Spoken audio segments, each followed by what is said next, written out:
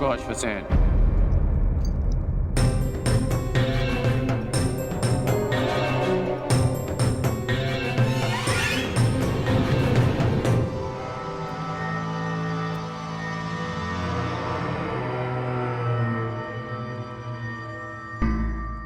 इतनी शीघ्रता क्यों है जाने की? तुम साधारण सर्प नहीं हो जो अपनी भोजन की खोज में निकला और अचानक रुशाली सामने आ गई और तुमने उसे डस लिया। और तुम्हारा निवास स्थान तो भुगत कराम से बहुत दूर है। तो स्पष्ट करो अश हुसैन कि तुम यहां क्यों आए थे?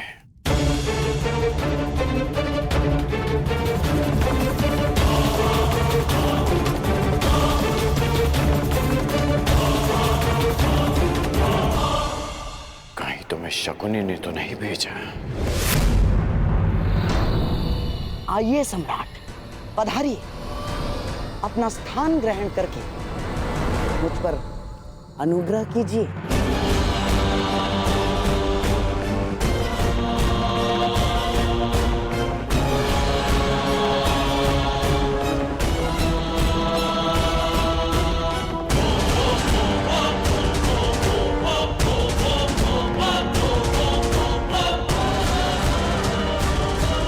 गांधार राज शकुनी हस्तिनापुर में पांडवों के विरुद्ध एक बहुत बड़ा षड्यंत्र रचने जा रहे हैं। पांडवों ने खांडवप्रस्थ को भस्म करके मुझे और मेरे परिवार को गृह विहीन कर दिया था। मैं उनसे प्रतिशोध लेना चाहता था। शकुनी ने आपको इस षड्यंत्र से दूर रखने के लिए मुझसे यह संधि की कि यदि मैं आपको युद्ध क्रीड़ा भवन से दूर रखता हूं तो वो पांडवों को इंद्रप्रस्थ से खदेड़ फेंकेंगे। आज गांधार राज युद्ध क्रीड़ा में पांडवों का सर्वस्व हर लेने वाले हैं। लीजिए सम्राट, आपके मनोरंजन का प्रबंध हो गया है और आशा है कि सभा में उपस्थित सभी का मनोरंजन होगा।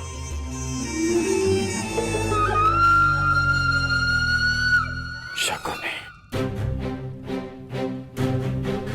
ना तुम मुझे युद्ध क्रीड़ा में सम्मिलित होने से रोक पाओगे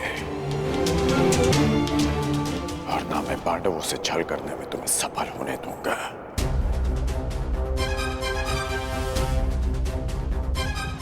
यदि पांडवों को पराजय मिलेगी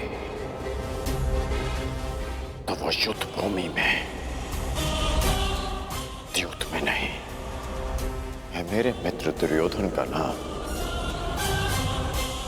इतिहास में कलंकित नहीं होने दूंगा।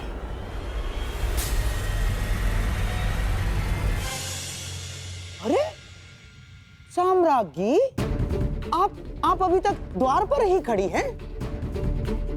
आइए, आपके बिना तो इस खेल में आनंद ही नहीं आएगा। आइए ना। मेरे कहने का तात्पर्य यह है कि आप भी इस खेल का आनंद उठाइए। आओ मेरे भांजो, भीम, नकुल, सहदेव, धनुर्धारी अर्जुन, आओ, पधारिए, पधारिए।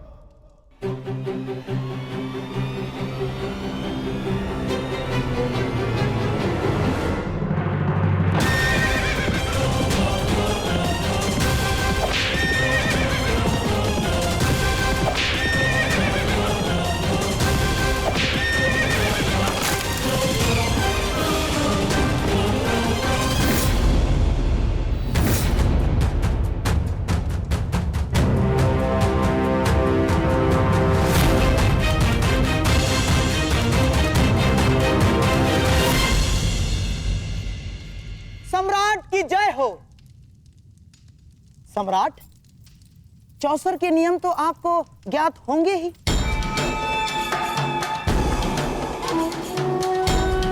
क्योंकि आप तो चौसर के सर्वश्रेष्ठ खिलाड़ी हैं। परंतु हां, यहां उपस्थित सभी माननीय सभासदों में से कुछ चौसर के नियम नहीं जानते होंगे। इसीलिए प्रारंभ से पूर्व मैं एक बार फिर नियम समझा देता हूं।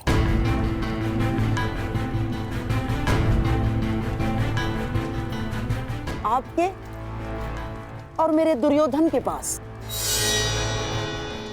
ये 4 मेरू हैं। अपने अपने घरों में आपके पास से जितने अंक फेंकेंगे उतने ही घर आपके ये मेरू आगे बढ़ेंगे और फिर चौसर के केंद्र का एक चक्र पूर्ण करने के पश्चात ये मेरू चला जाएगा दुर्ग में, जिससे सारे मेरू सबसे पहले इस दुर्ग में जाएंगे। वो होगा इस पारी का विजेता। और हां, यदि मध्य में ही एक प्रतिद्वंद्वी का मेरू दूसरे के मार्ग में आता है तो उस मेरू को ध्वस्त माना जाएगा। आपने खेल के नियम तो भली भांति समझा दिए मामाश्री, परंतु खेल खेलने के लिए पासे कहाँ हैं? अति उत्तम सम्राट, अति उत्तम। अतिथि को निमंत्रण देने से पूर्व भोजन की और युद्ध पर जाने से पूर्व शस्त्रों की व्यवस्था करना बुद्धिमानों का लक्षण है। ये रहे पासे।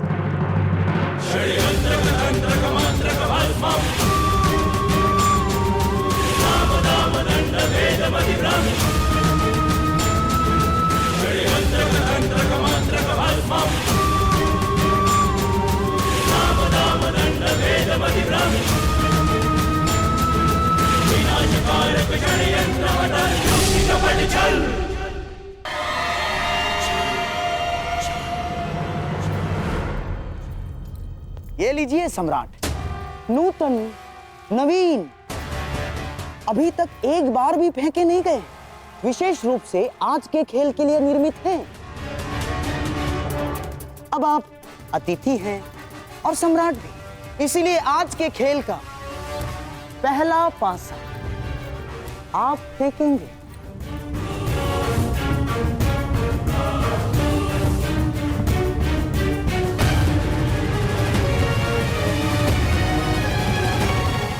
अब तनिक ये भी निर्णय कर लिया जाए कि दांव पर क्या लगेगा।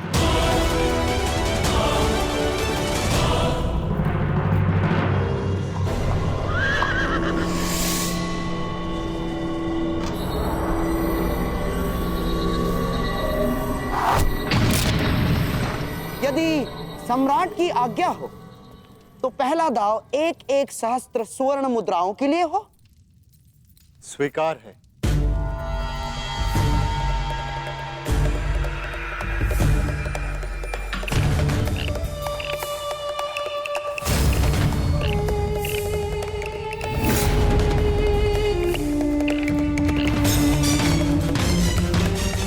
धैर्य सम्राट।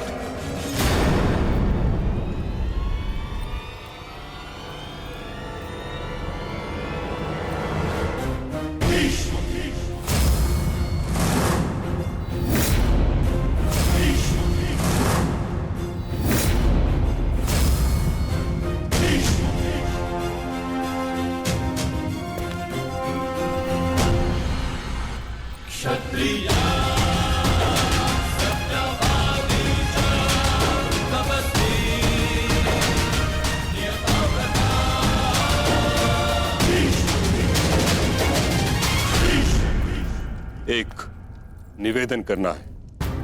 आपका आदेश आज्ञा करना है पितामह, और मेरा पालन करना। आदेश दीजिए। यदि पौत्र आया होता तो मैं अवश्य आदेश देता, परंतु खेलने सम्राट आए हैं, इसलिए निवेदन है।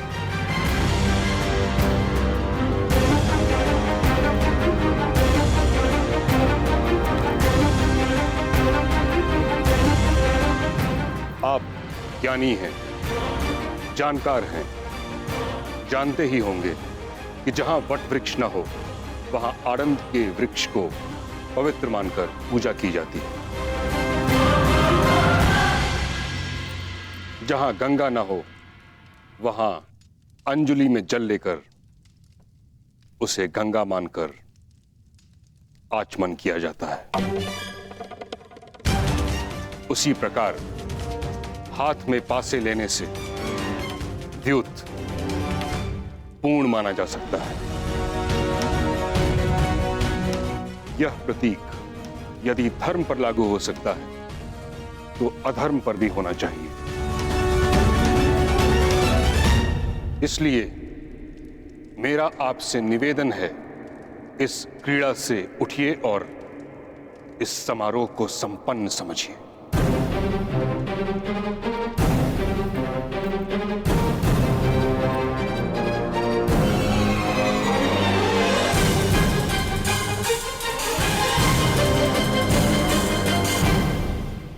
पितामह, अभी खेल प्रारंभ भी नहीं हुआ है और आप उसे रोकने को कह रहे हैं। कभी कभी रुक जाना भी आवश्यक होता है कुमार दुर्योधन। नीति में हर प्रकार के जुए को अधर्म समझा गया और जुआ भाग्य के अधीन होता है। भाग्य, धर्म, अधर्म, छल, पाखंड नहीं देखता। पासा जिस ओर पड़े भाग्य उसी ओर मुड़ जाता है। इसीलिए धर्म केवल पुरुषार्थ में है।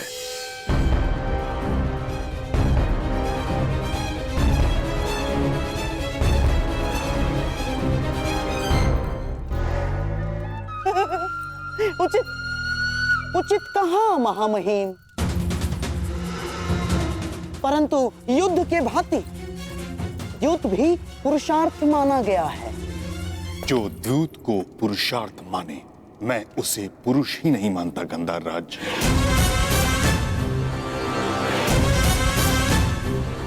द्यूत जुआ है और जुआ एक व्यसन होता है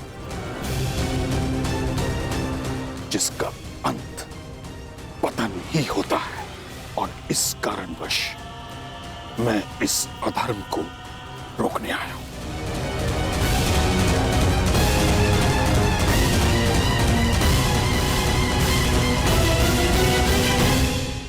ना, नहीं महामहिम, अब आपसे विवाद कर सकने का ज्ञान मुझ में तो नहीं, परंतु इस सभा में स्वयं सम्राट युधिष्ठिर से बड़ा धर्म का मर्मज्ञ कौन है?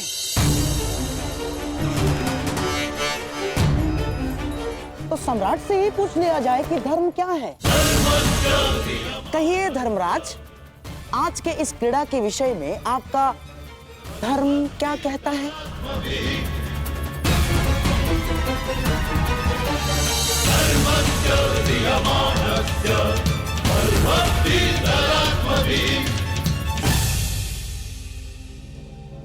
आह्वान किए जाने पर प्रस्तुत होना और चुनौती पाकर उसका उत्तर देना एक क्षत्रिय का धर्म है पितामह। तो क्या इसका अर्थ मैं ये समझूं युधिष्ठिर कि तुम्हारी दृष्टि में द्यूत धर्म है? मैं केवल इतना जानता हूं पितामह, जब तक आपकी दृष्टि यहां पर है तब तक यहां पर कोई अधर्म नहीं होगा। अद्भुत, अद्भुत वचन सम्राट, अद्भुत। गंगा पुत्र भीष्म, गुरु द्रोण, महामंत्री महाज्ञानी विदुर के रहते अधर्म हो ही नहीं सकता।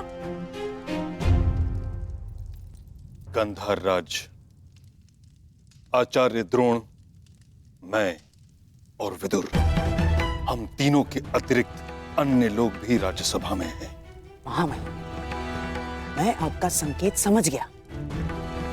यदि आपको ऐसा लगता है कि यहाँ अधर्म होगा, तो उसे रोकने के नियम क्यों नहीं बना लेते आप? हाँ पितामह, मैं चुनौती स्वीकारने के अपने धर्म का पालन करूंगा। आप वो नियम बताएं जिसे अधर्म को वश में किया जा सके।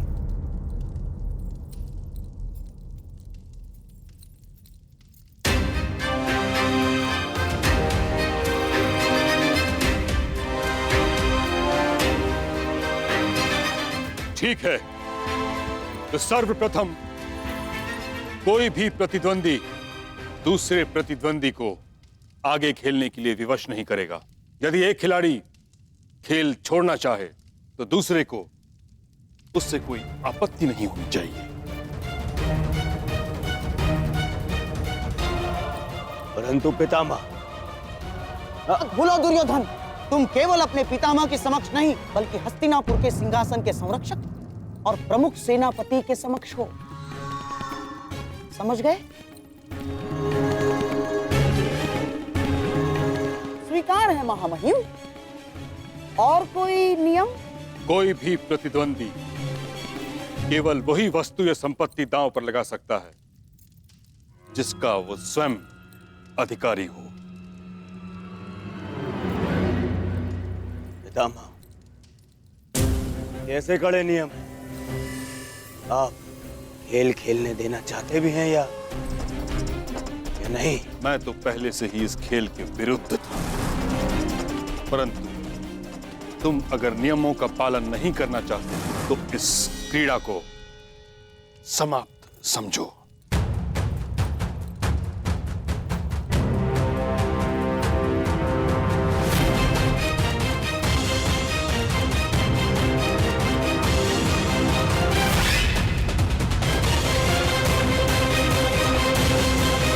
मैं तो पहले से ही इस खेल के विरुद्ध था, परंतु तुम अगर नियमों का पालन नहीं करना चाहते तो इस क्रीड़ा को समाप्त समझो।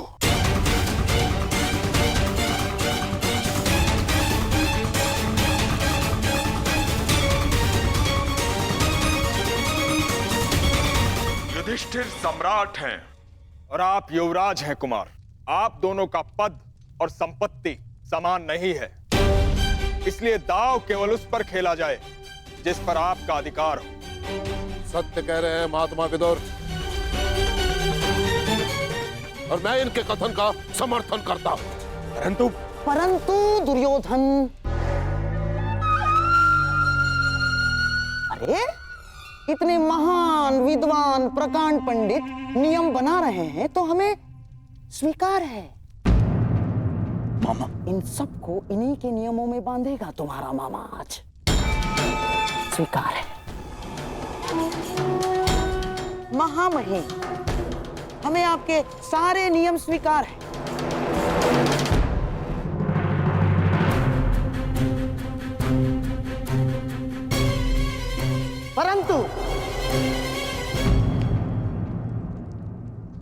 परंतु क्या गंधार राज? मुझे भी कुछ नियम चाहिए।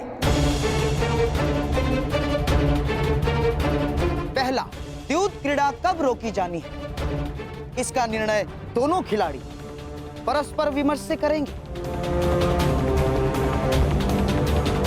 और सभा में उपस्थित कोई भी व्यक्ति द्यूत को रोकेगा नहीं।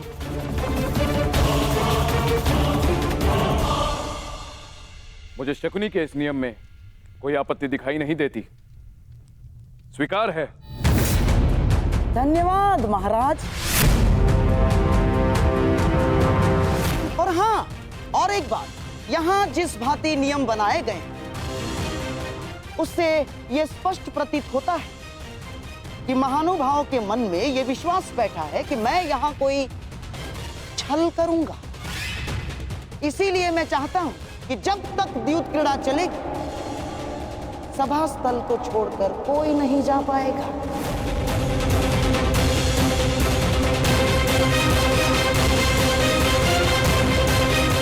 कोई भी नहीं। तो कहिए सम्राट, स्वीकार है आपको? स्वीकार है।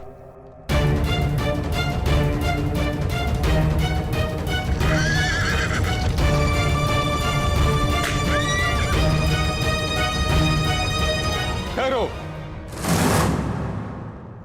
अभी नहीं। मेरे नियम अभी समाप्त नहीं हुए हैं गंधार राज। आदेश कीजिए महामहिम।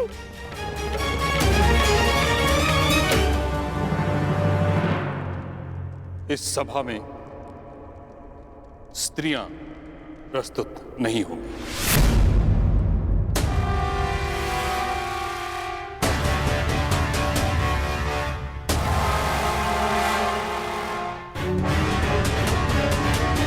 ये कैसा नियम है महामहिम? सम्राट खेल रहे हैं तो साम्राज्ञी का यहाँ होना आवश्यक है। ये सारा मनोरंजन उन्हीं के लिए तो हो रहा है। परंतु मनोरंजन के साथ साथ द्यूत कभी मन की निराशा का कारण भी बन जाता है। बिल्कुल ठीक कहा मां महिम ने। और वैसे भी शास्त्रों के अनुसार एक स्त्री केवल और केवल अपने पति के साथ ही चौसर खेल सकती है और किसी के साथ नहीं। और यदि ऐसा ना हुआ तो मैं सर्वप्रथम इसका विरोध करूंगा। ठीक कहा गुरुद्रोण ने। जुए में लाभ, हानि, जय, पराजय होती ही है और हानि का सबसे अधिक दुख स्त्रियों को होता है। जब ये मनोरंजन के कारण है तो किसी को दुख क्यों दिया जाए?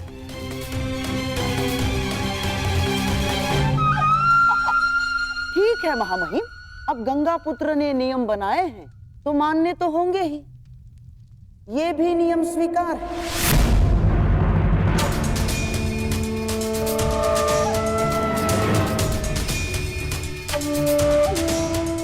स्वीकार है दुर्योधन।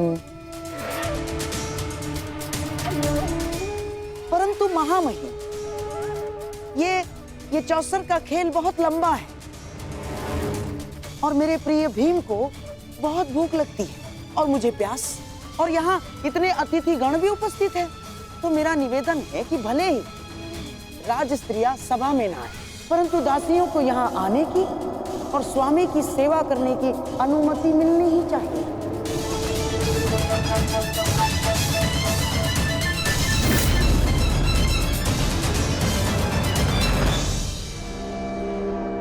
ठीक, दासियों पर यह नियम लागू नहीं होगा।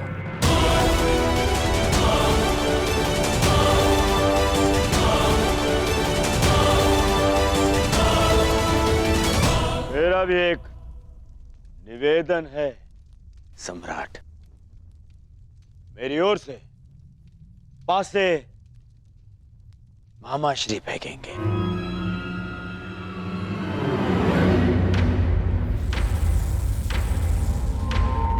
क्यों दुर्योधन, पराजय से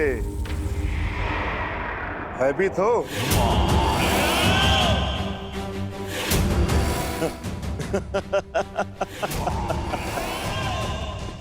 नहीं भ्राता भीम, मैं सम्राट की विजय से भयभीत नहीं, परंतु क्या करूं, इस समय मेरे हाथ पासे फेंकने के सक्षम नहीं है।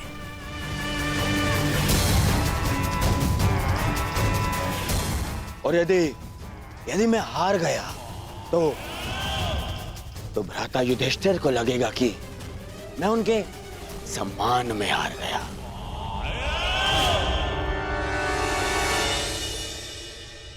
परंतु क्या द्यूत में यह नियम है कि पासे कोई और चले?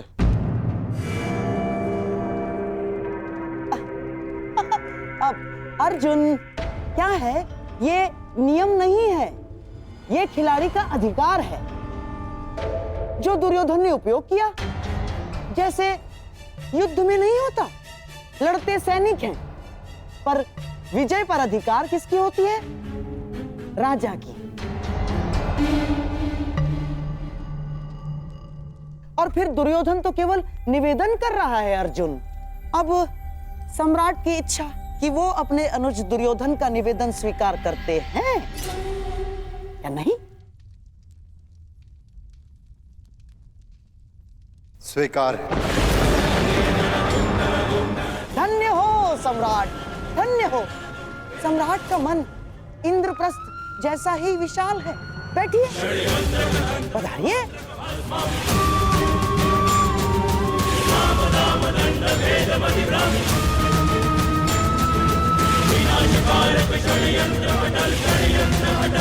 षड्यंत्र अब मेरा राज स्त्रियों से निवेदन है कि वो अंतःपुर की ओर प्रस्थान करें।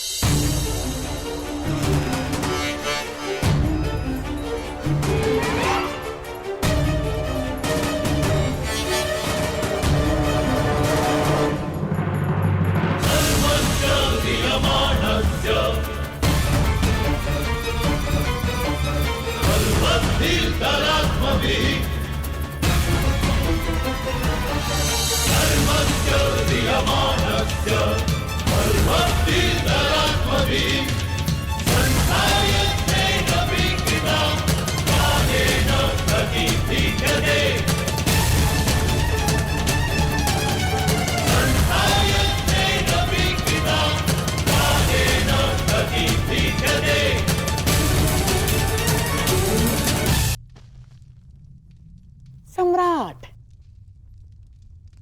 खेल प्रारंभ करें।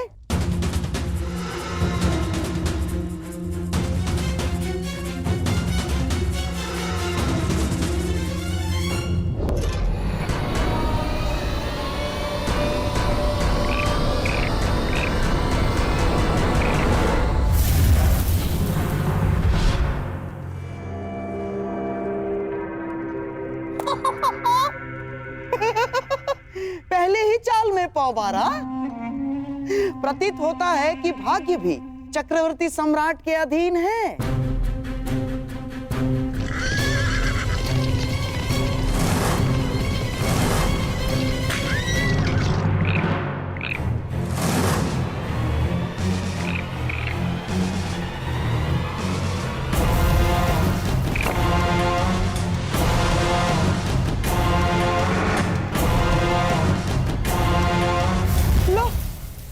भाग्य तो पलट गया।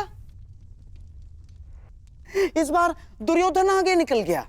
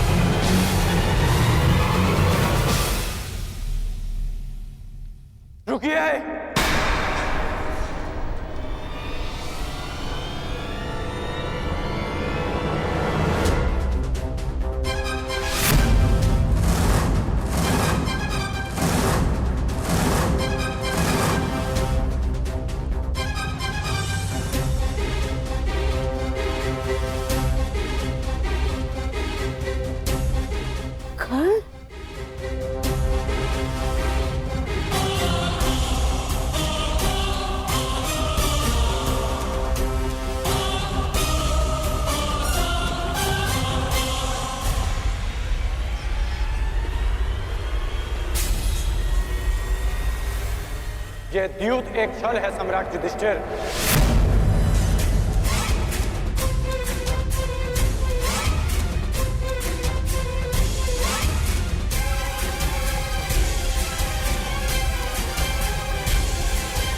और गांधार राजद्यूत में आपका सब कुछ छीन लेना चाहते हैं।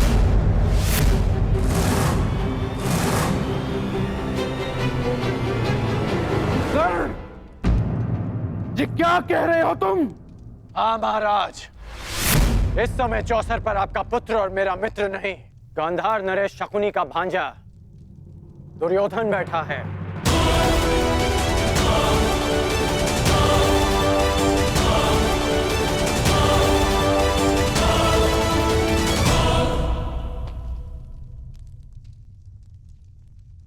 मित्र, रुक जाओ मित्र। अभी भी कुछ नहीं बिगड़ा। हर कर्म के अपने फल होते हैं मित्र। हर क्रिया की प्रतिक्रिया होती है। हम वही काटते हैं जो हमने बोया है। और तुम कुछ ऐसा मत बो देना मित्र जिसका दुष्परिणाम भविष्य को काटना पड़े। सच्चा मित्र सिर्फ वो नहीं होता जो हर मार्ग पर आपके साथ चले, बल्कि सच्चा मित्र वो होता है जो आपको कुमार्ग पर चलने से रोके। अद्भुत अंगराज, अद्भुत। अपने मित्र के विरोध में जाने को तुम मित्रता कहते हो?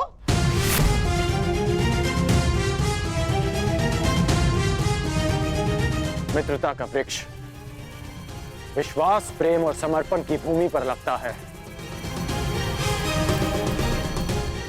आप केवल छल करना जानते हैं गांधार राज, और उस छल से अनेक शत्रु उत्पन्न करना जानते हैं।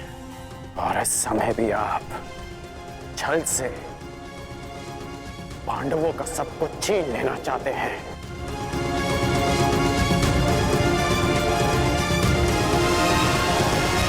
छल से पांडवों का सब कुछ छीन लेना चाहते हैं। वाह अंगराज, वाह। अब मैं इसे क्या कहूं? महान मित्रता या फिर सबसे बड़ा मिथ्या आरोप? ध्यान से देखो इस चौसर को अंगराज।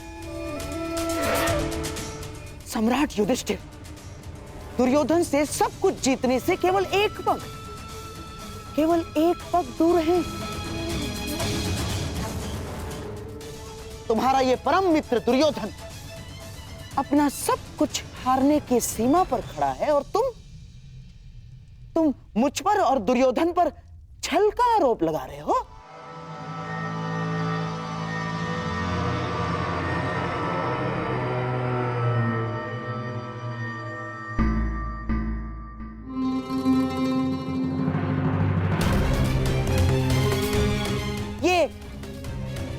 ये कैसा मित्र बनाया है तुमने? मित्रता ही तो निभा रहे हैं अंगराज। वो नहीं चाहते कि उनका मित्र सब कुछ हार जाए, इसलिए ये दाव से पहले ये दाव खेल रहे हैं।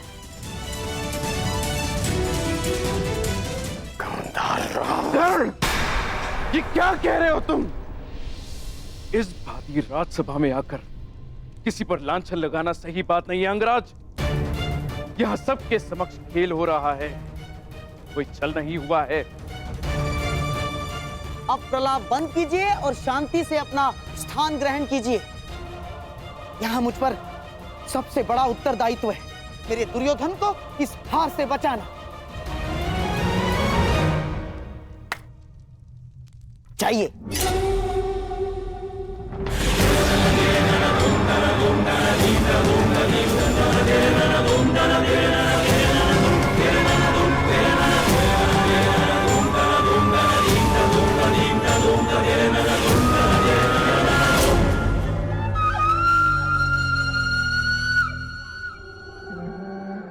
सम्राट, खेल प्रारंभ किया जाए।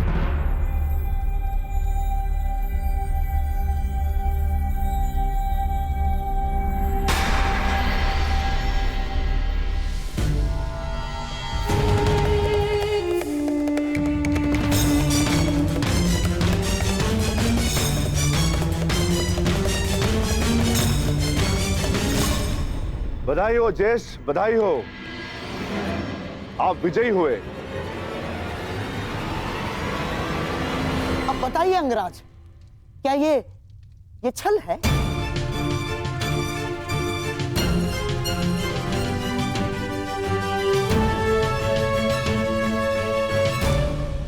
मेरी बात समझो मित्र, मैं जानता हूं कि आगे क्या होने वाला है।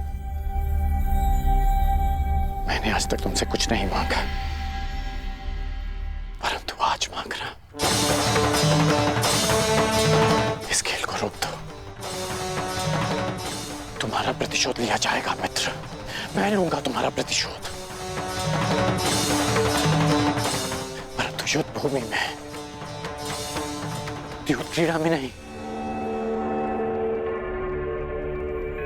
मैं वचन देता हूं मित्र कि संसार की सारी संपत्ति विजयी करके तुम्हारे चरणों में रख दूंगा। बस इस खेल को रोक दो मित्र।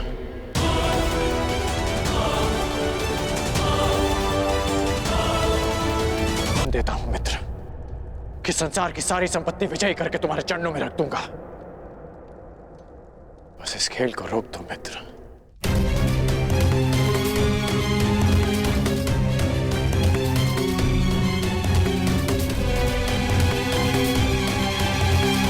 किस सोच में हो दुर्योधन? तुम्हारा मित्र कर्ण इतना निवेदन कर रहा है तो मान लो अपने मित्र की बात। जो कुछ तुम्हारे पास थोड़ा बहुत बचा है उसकी भी रक्षा हो जाएगी। और वैसे भी तुम्हारे पास बचा ही क्या है जिसे तुम दांव पर लगा सको?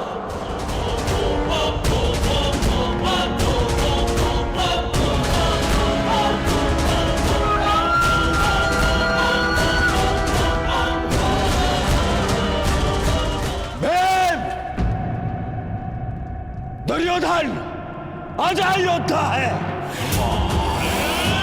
दांव चाहे युद्ध का हो या चौस्तर का, पीछे नहीं हटेगा दुर्योधन।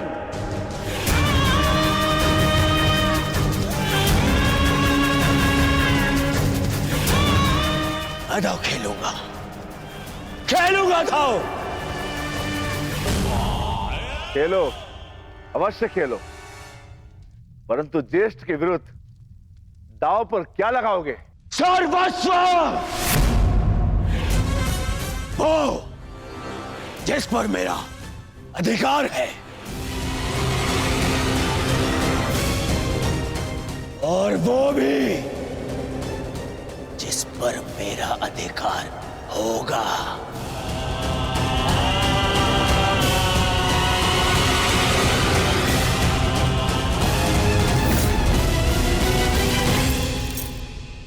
आभूषण जिन पे मेरा अधिकार है,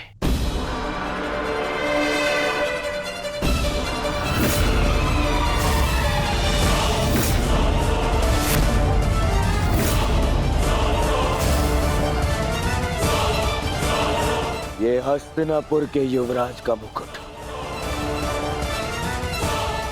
जिस पर मेरा अधिकार है,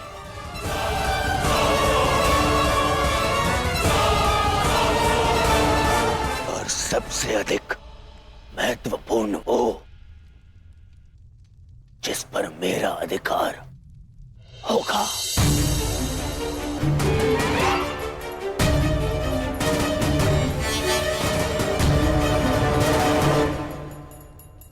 हस्तिनापुर।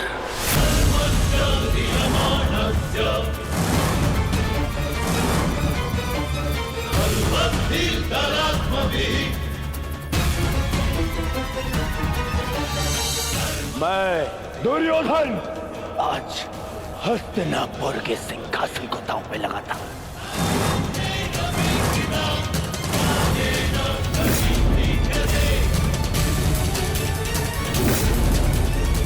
बस दुर्योधन,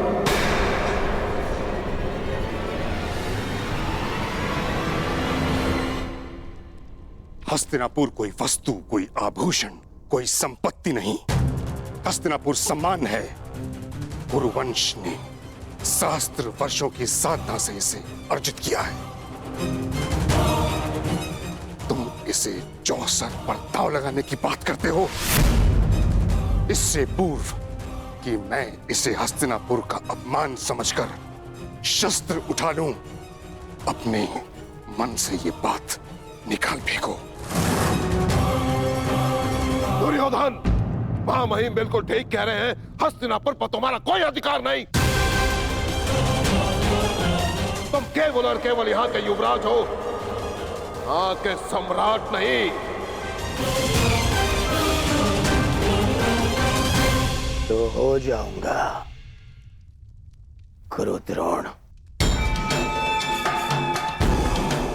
आज महाराज ना सही, कल बन जाऊंगा। तो क्या राज्य पर मेरा अधिकार नहीं होगा? अवश्य होगा पुत्र, परंतु राज मुकुट पहनने के पश्चात अभी हस्तिनापुर का अधिकार महाराज धृतराष्ट्र के पास है। मैं उन्हीं महाराज धृतराष्ट्र का ज्येष्ठ पुत्र हूं। मनुष्य अपने जन्म से नहीं, अपनी सोच से, अपने विचारों से ज्येष्ठ होता है दुर्योधन। और एक बात अपने मस्तिष्क में बिठा लो कि हस्तिनापुर पर तुम्हारा कोई अधिकार नहीं।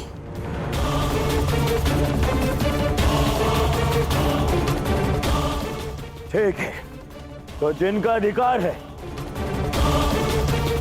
मैं उन्हीं से पूछ लेता हूं। पिताश्री,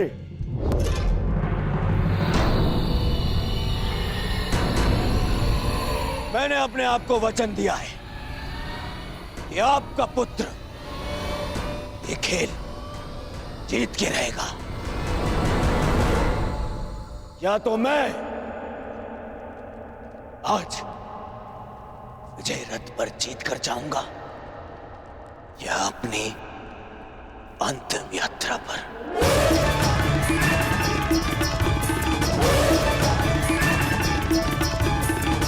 जिस सम्मान की बात पितामह कर रहे हैं, हस्तिनापुर का वही सम्मान आज दांव पे लगा है। अब आप बताइए, क्या आपको अपने पुत्र पर विश्वास है?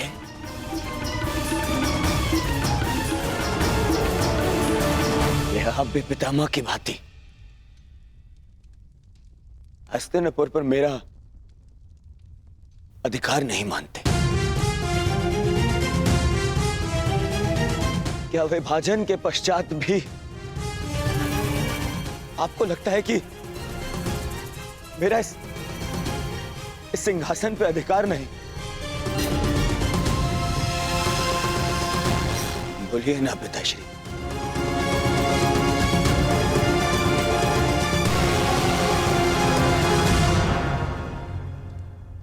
अधिकार है पुत्र।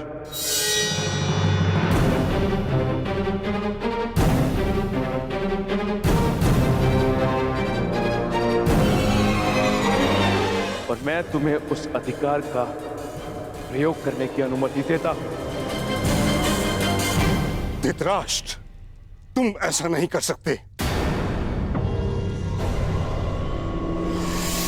हस्तिनापुर को दांव पर नहीं लगने दे सकते। पितामह, सबको अपनी सीमा का भान कराने वाले आज अपनी सीमा भूल रहे हैं। ये राजमहल नहीं, राजसभा है।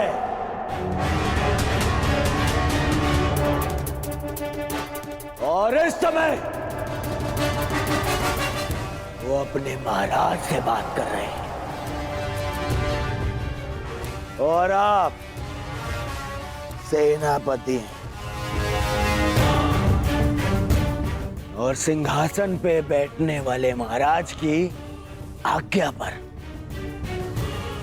प्रश्न चिन्ह लगाने का अधिकार नहीं है आपको। जिसका हस्तिनापुर पर अधिकार है उसने अपना निर्णय ले लिया और अब आप अपने कर्तव्य का पालन कीजिए।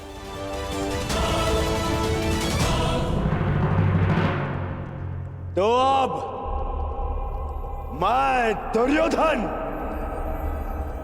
हस्तिनापुर नरेश की अनुमति से समस्त हस्तिनापुर को दांव पे लगाता हूं।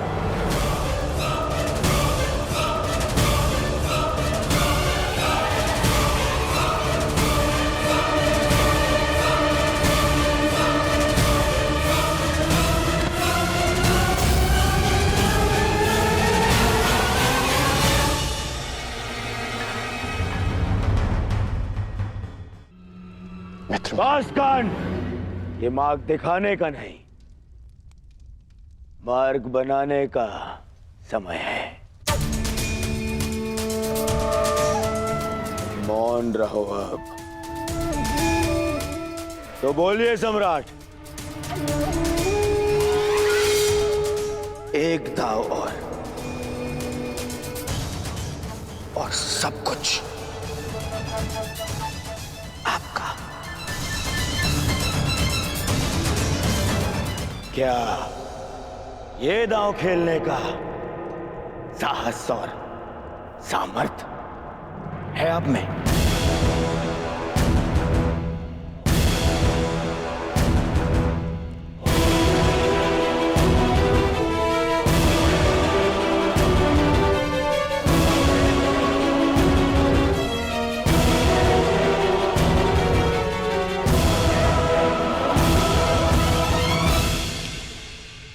आप तो मानिए सम्राट, उठ जाइए। लोभ में विवेक मर जाता है। अस्वीकार कर दीजिए ये दाव। मैं जानता हूं कि आप हमारी भलाई चाहते हैं अंगराज,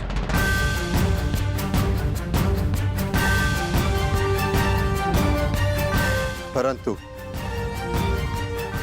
मैं हस्तिनापुर के अस्तित्व की भलाई चाहता हूं।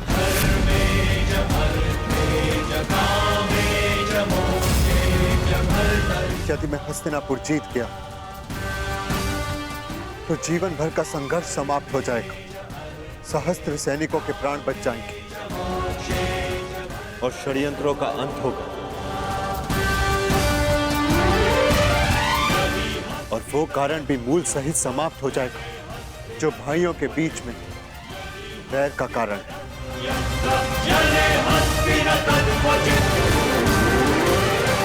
हाँ तो सम्राट, हस्तिनापुर की तुलना में आप दांव पर क्या लगाना चाहेंगे?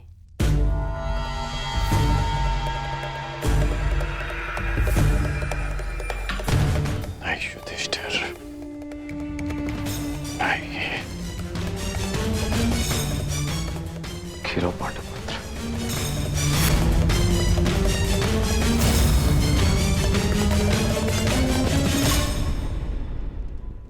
मैं इंद्रप्रस्थ को दांव पर लगाता हूं।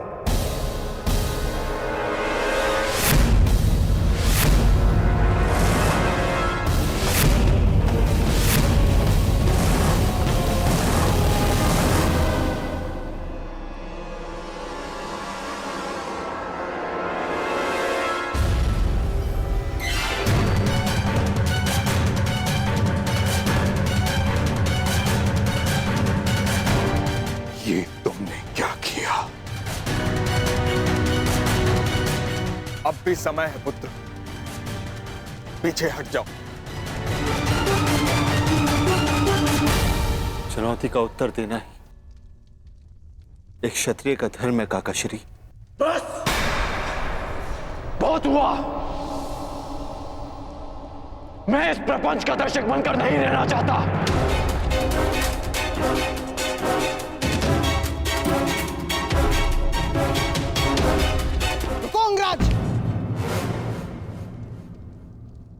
अपना वचन तो याद है ना आपको?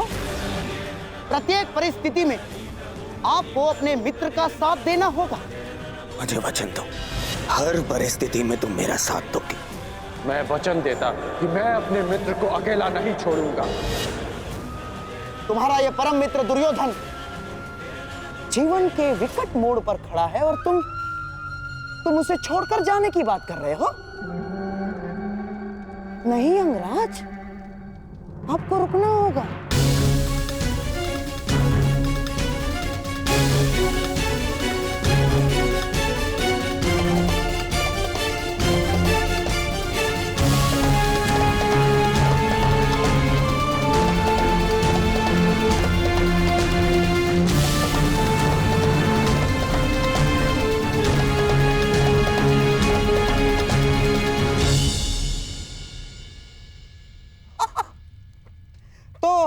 आइए सम्राट, बिना युद्ध किए हस्तिनापुर पर विजय पाने के लिए पासों का प्रयाण करें।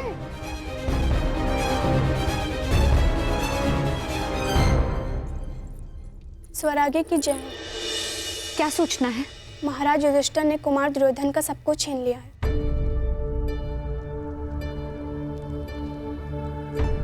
बस अब खेल समाप्त हुआ।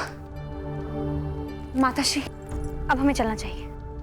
खेल अभी समाप्त नहीं हुए सम्राज्ञी। युवराज दुर्योधन ने हस्तिनापुर को दांव पर लगा दिया।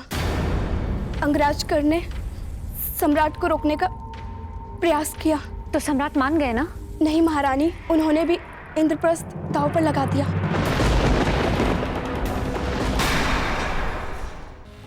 प्रत्येक मनुष्य की सबसे बड़ी शक्ति ही उसकी सबसे बड़ी दुर्बलता भी होती है, और धर्मशील की दुर्बलता उसका धर्म होता है। इसलिए प्रयास करना कि समय आने पर धर्मात्मा को दुर्बल पड़ने से रोक सको। द्यूत पहले विजय देता है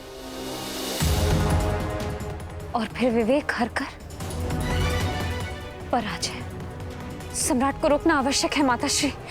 कहीं गांधार नरेश अपने छल से कुछ अनर्थ न कर बैठे। पुत्री, चिंता मत करो, वहां पितामह है, द्रोणाचार्य है, कोई अनर्थ नहीं होगा। जब पितामह और आचार्य द्रोण हस्तिनापुर को दांव पर लगने से नहीं रोक पाए माताश्री, तो कोई और अनर्थ कैसे रोक पाएंगे?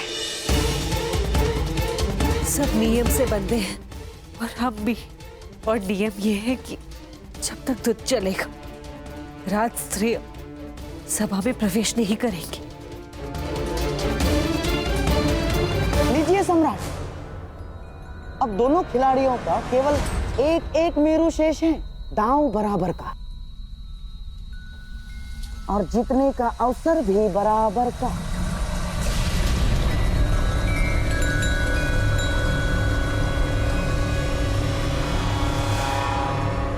भ्राता युधिष्ठिर को 10 अंक चाहिए और दुर्योधन को 12।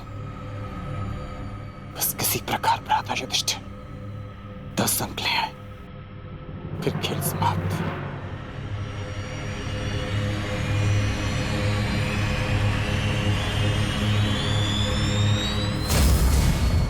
अच्छा प्रयास था सम्राट, केवल एक पग से दुर्ग के भीतर जाने से रह गया।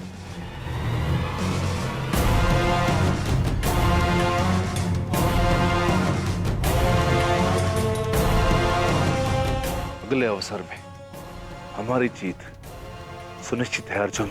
हाँ, परंतु तब जब मामा श्री के पास 12 ना आ जाए। अंतिम चाल है, आपके पास है 12 लाएंगे ना मामा? जब तक ये द्रौपदी का वस्त्रहरण नहीं कर लेते, तब तक ये मेरे विरुद्ध नहीं जाएंगे।